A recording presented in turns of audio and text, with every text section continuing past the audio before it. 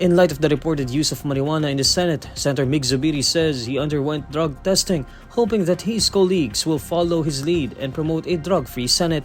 In an ambush interview on Monday, August 18, Zubiri says he mandated all 35 members of his staff to undergo the drug test. Sabi ko nga, lead by example, dami nagsasabi na may nagdodroga dito sa Senado, kaya sabi ko, dapat ako at staff ko ang unang magpa-test para sa pinagbabawal na gamot. Para sa ganun, baka maengganyo din ang ating mga kasamahan. Dahil ang gusto rin po natin, magkaroon ng drug-free Senate, right? So, yung ginawa ko pong testing today, in coordination with the Senate Medical Bureau, ito po yung kanilang accredited laboratory for drug tests.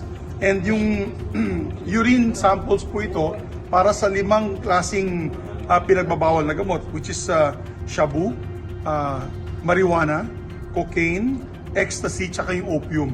As the principal author of the Dangerous Drugs Law when he was still in Congress, Zubiri says it's been his advocacy to undergo an annual drug test. He says his colleagues in the minority bloc will also undergo the test and ask their staff to do the same. These are Senate Minority Leader Tito Soto and Senator Loren Legarda. Zubiri calls on his other colleagues to also undergo a drug test. Pag wala naman kayong tinatago, bakit matatakot po kayo mag-drug test? Kaya I am encouraging, in-encourage ko po ang lahat ng mga senador at kanilang mga opisina na magpa-drug test na. Para sa ganun ay talagang mawawala ng duda na mga nagdudurog dito sa ating Senado. Zubiri says due process will still be observed if a Senate staff member or a senator themselves tests positive for drug use.